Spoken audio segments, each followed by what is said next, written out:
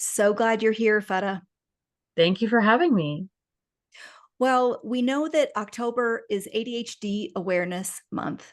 And in case people don't know, that ADHD is now what is the accepted term for attention deficit hyperactivity disorder, even though I don't particularly care for it as a deficit because we have so many superpowers. But I'm so thrilled that you are willing to shine light on this diagnosis for many women. Happy to help. Thank you.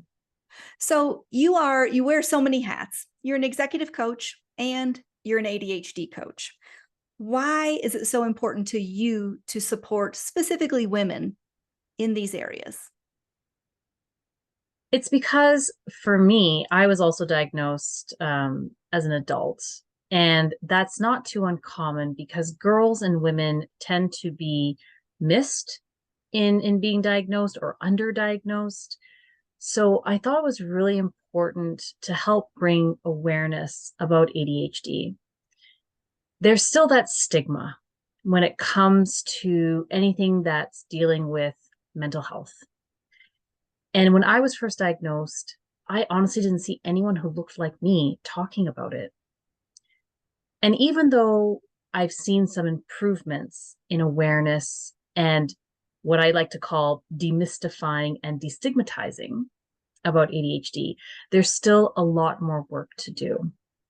So, as someone, a woman myself, a woman of color, a visible religious minority who also happens to have ADHD, I wanted to add my voice and to be able to talk about this with real evidence based information and to also look at real life experiences because storytelling is so powerful. So I was hoping that maybe my story can help others.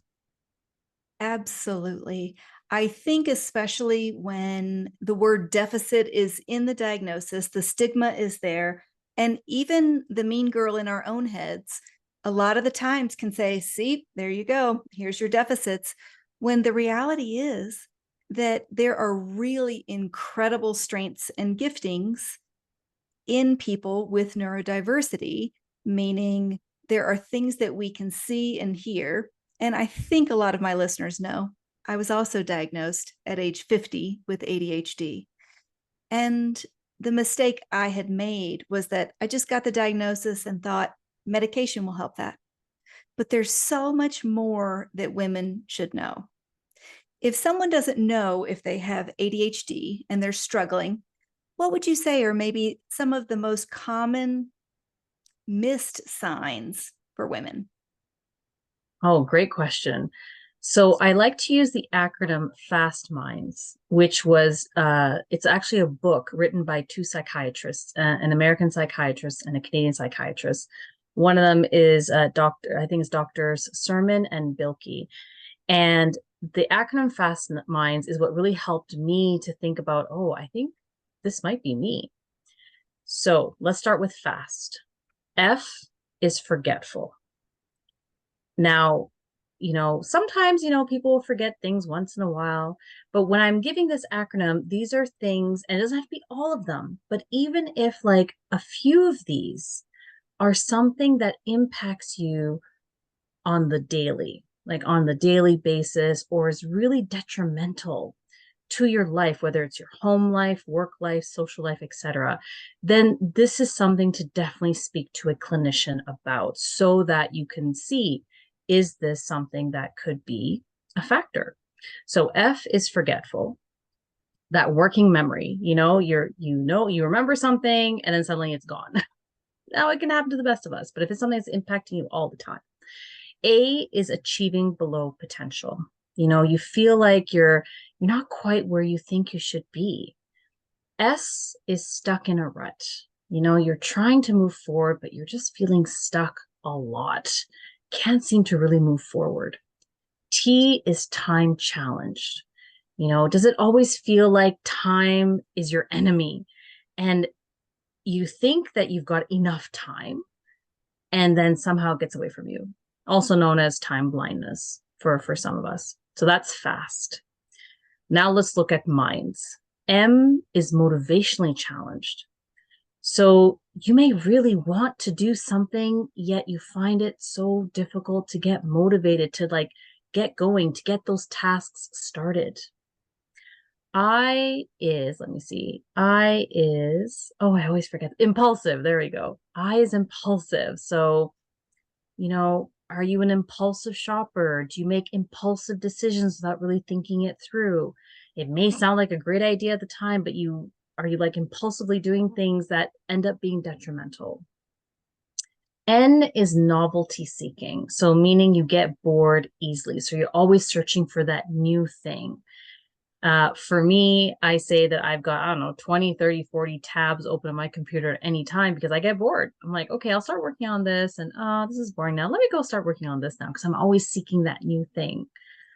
Not the best strategy, perhaps, but I'm working on that. D is distractible. Like, do you get easily distracted? Ooh, squirrel, shiny object. And S is scattered. Do you feel like your mind is scattered, or like, your surroundings are scattered? Do you have like that perpetually messy car or messy desk or messy rooms? Now, here's the thing. Some say, hey, if you have a messy desk, that may indicate that you're super intelligent. And sure, that's totally fine. But you can still feel scattered. You can still feel discombobulated. So that's the acronym that I've used for myself and for many of my clients, just to say, hey, do any of these resonate with you? And that all comes from that book, Fast Minds. Oh my goodness. I remember the first time you told me about fast minds, and I thought, oh, that describes me to a T. And I already had the diagnosis, but I was not implementing strategies in order to move forward. And I will say that people will tell me, you can't have ADHD, Hillary. You got, high grades in school. And I said, but you don't know how hard I had to work to overcome all of my challenges of showing up. And I thought, wow, I can't even imagine what it would be like if I didn't have some of those challenges holding me back. I think the impulsivity was something I wanted to highlight because sometimes people see it as a physical impulsive, but I will also say in conversations with people, and by we, I mean me, some of us with ADHD will interrupt conversations, or you can't not jump in with what you want to say in response. And I think learning self-compassion is such a huge part of this. So I want anyone listening, if you do struggle with organization, keeping a neat car or office or desk, there are resources out there and people that can help. So I'm really grateful that you're able to make it clear for what ADHD looks like for people. That is great. And it's something that I've been also trying to do with myself. I love how you said having that self-compassion. It is really easy for us to listen to that inner critic, gremlin, ghoul, whatever you want to call it, because that mean girl, telling us you're such a failure. How can you not have figured this out by now? Why are you doing that? That's just so bad or so wrong. And when I found out about my ADHD, it was a relief on one hand. I'm like, oh, okay, finally there's an explanation. It's not an excuse. It's an explanation. We've got that biological evidence. Our brains do not have as much norepinephrine and dopamine, which are needed for focus and attention. So now it's like, aha, I know now what's happening. But as you said, for some, medications may work and medications may not work. So what else can we do? It's all about finding the right structure and supports for your ADHD brain. Because when you've met one person with ADHD, you've met one person with ADHD. We all present differently. So so even if you have an ADHD buddy or an ADHD family member, okay, you can bond over that for sure, but you may be so different. and the things that you need to support your brain may be different. Just like if we're thinking about working out, so if you and your friend both have the same goals when it comes to working out, maybe you both want to be healthier and stronger, which is great. But for you, cardio is something that works better for your body type. And maybe for your friend, weightlifting is better for their body type, or maybe a combination of it, but in different ways. So you may have similar goals. So both of us having ADHD, maybe we're both struggling with procrastination and we can bond over that, which we have. But we also Definitely. know that our brains are different and we present differently.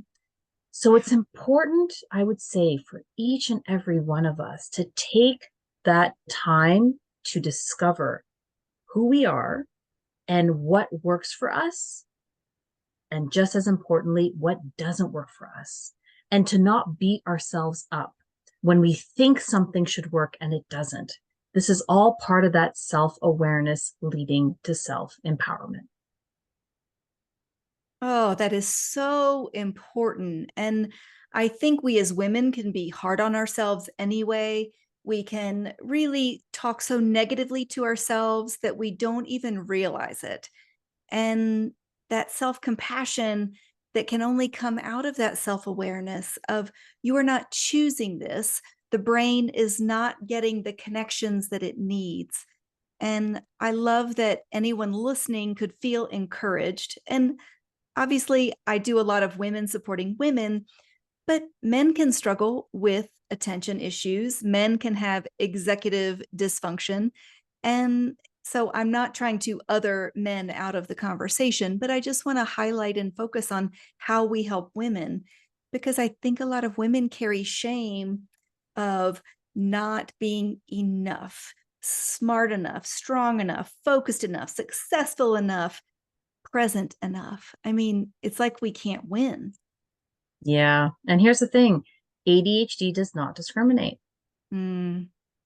It does not discriminate. And the way for each of us, regardless of who we are, where we come from, our socioeconomic status, doesn't matter, whatever our backgrounds may be. What's important is that, like you said, we have that self compassion, we educate ourselves, and we really uh, don't hesitate to ask for help. For me, that was one of the biggest things that I had to do is that I had to ask for support and help. I had to go to my general practitioner and ask, okay, what do we do? Where do we go from here? Can we try some medications and see what happens? Haven't found one yet that works for me. That's just me. And then I also had to realize that I can't do everything on my own as much as I want to, as much as independent as I want to be. And that's great. I love my independence, but it's okay. There's no shame in asking, I need some help in this area. Can you lend me a hand? Because I know, here's the thing, especially as women, and I can only say this from lived experience and from anecdotally seeing other women in my life, we are fantastic at offering help and helping others. We go out of our way to help others. Yet when we need help, we feel that guilt. It's like, oh, I don't want to bother them. Or what are they going to think of me if they see my messy room? They're going to like think lower of me. Would we think less of someone? No, of course not. We are like, yes, how can I help? So, Absolutely. right? Well, I was just going to interject that I work with people who are in their 60s, 70s, 80s, and 90s for my day job as an occupational therapist. And it's exactly the truth. When I work with women, they say, I just love taking care of other people and helping and supporting. And whether it's a spouse or a child or a sibling or a grandchild. And I thought, well, what would they say if you asked for help? And they were like, oh, they'd probably be thrilled to help me and support me. So, women out there, let's just ask for help and receive that help for sure. What a great reminder, Hillary. Thank you. And here's the other thing that I would add to that. If you ask for help from someone and and they say no, it's okay. That just means you have to find the right person. Maybe that person was not able to help you at that time for whatever reason. Maybe that's just not in their wheelhouse. That's okay. Don't allow that. Don't see that as a rejection. Don't see that as, oh, see, I tried it. It didn't work. I'm never going to ask again. Keep trying. That's resilience. That resilience is needed. Don't don't give up. Don't give up on you, because you deserve the best. You do deserve the best, ladies. Let's listen to that. You mentioned the word rejection, and it was just this year that I learned the phrase and the diagnosis rejection sensitivity dysphoria. And it's really, for some of us, which it got added to my diagnosis, it's kind of a fear of asking for something, for that fear of rejection is how I experience it, or assuming and interpreting that how someone says something is a negative about me. That's how I experience it. So, in order to counteract that, I would say to someone, hey, I'm practicing asking, and I just want you to know it's okay if you say no, but I'm trying to get over this fear of asking because I don't know what your answer is. And I want you to know that I'm okay either way. And the looks I get are pretty funny, but they're like, I'm going to say no. I'm like, okay, good. And I didn't feel bad and down about it. I was like, I prepared myself, because if someone says no, it might just be a healthy boundary on their part. And I just move on to the next person, right? Yes, RSD is such a big thing. I'm glad you raised that, because it's something that I've seen many of my clients, men and women, struggle with, that rejection sensitivity dysphoria. And what that really means is that for some of us, we feel more deeply. And, when we get something that is negative, or we hear that no without, and as you did so beautifully, like where you're preparing yourself and you're allowing, that bit of vulnerability to say it's okay if you say no, because you're saying that to yourself too. When you're saying that to someone else, I hear you saying that to yourself. And that is a great way to empower yourself, because here you are working with a structure and support that works with your brain. And it's a way to really help with communication. I know that with many of my ADHD clients, that communication can be tough, because and I say this to everyone, no one's a mind reader.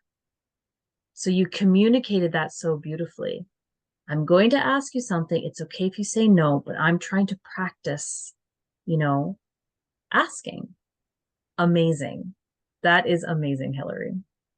Well, I love how deeply you reach into the hearts to make a safe space for people that you work with.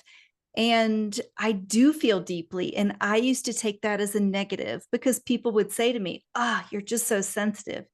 I'm like, well, you're just sensitive. Wow, you are sensitive.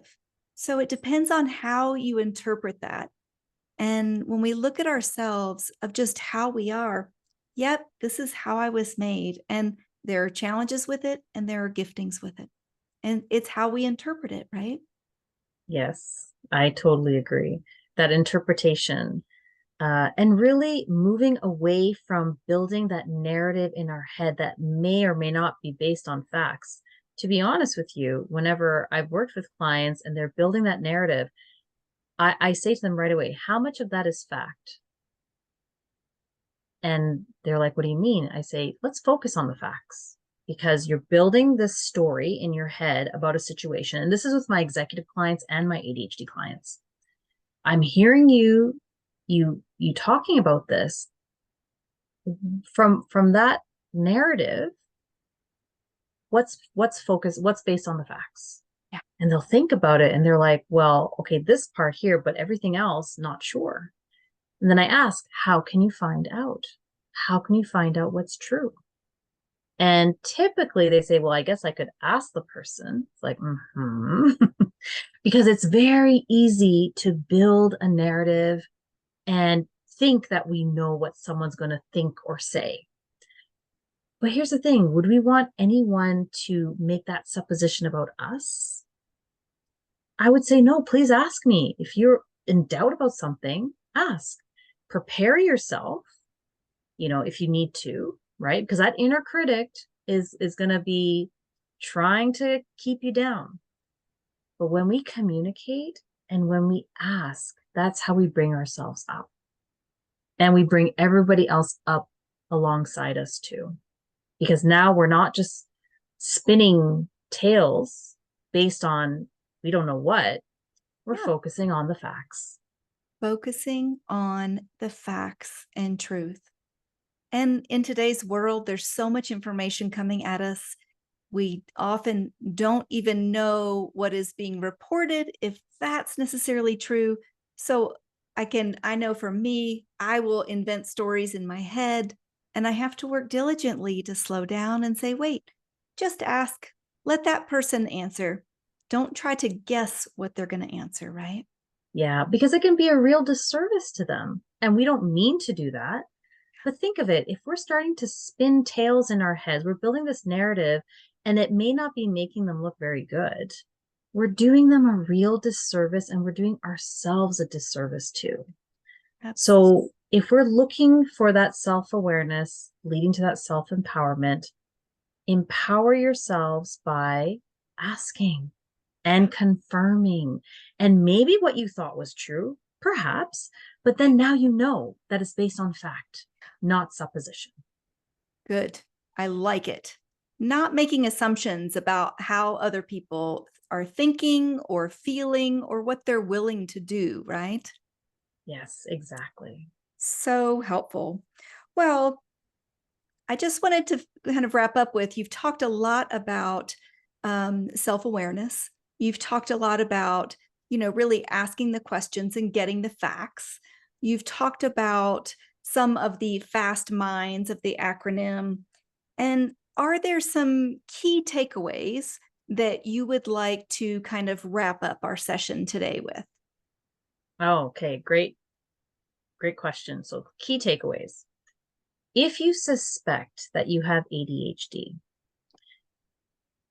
find out. And you don't have to be defined by a diagnosis. This is all about you better understanding yourself and what works for you, what doesn't. So you don't have to necessarily have an official diagnosis, but the more you know about yourself, the more you can empower yourself. And because I know this is something that can be very tricky. You have listeners from around the world, and there's different cultural aspects, there are different rules in different countries. So really look into researching what are the advantages and disadvantages of getting an official diagnosis, and focus on, though, what will help you better understand yourself. That's one takeaway that I would say. Another takeaway is that as you better understand what works for you and what doesn't, that's how you can find the right structures and support for your amazing brain. So, like you said, people would say, you get great grades. How do you do that? But they don't know what it took for you to do that. You probably found some workarounds. You probably found some interesting ways to be able to do it, still shining and showing your talents.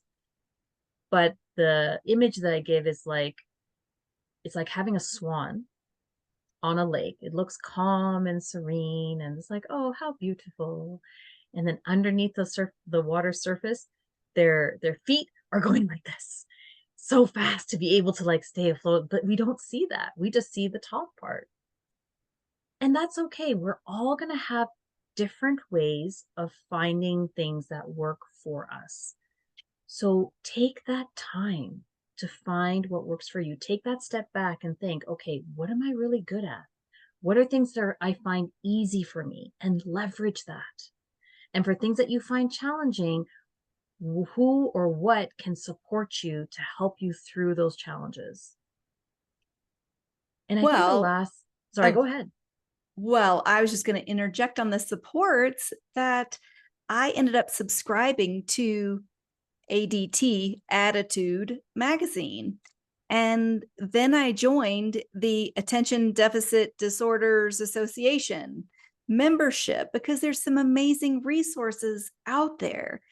And I think that support network, because sometimes you can just look on social media for resources, but sometimes it's overwhelming, which is one of our ADHD challenges of overwhelm. And then we kind of shut down.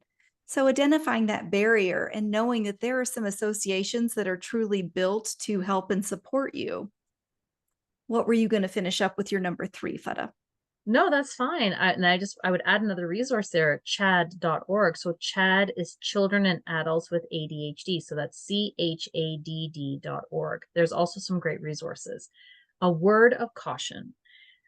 For many of us ADHDers, we love information, we'll go down rabbit holes. Just take things one step at a time. So if you go to Attitude Magazine, like Hillary said, and if you go to ADDA, these are amazing organizations. And if you go to CHAD, great. You've got some resources.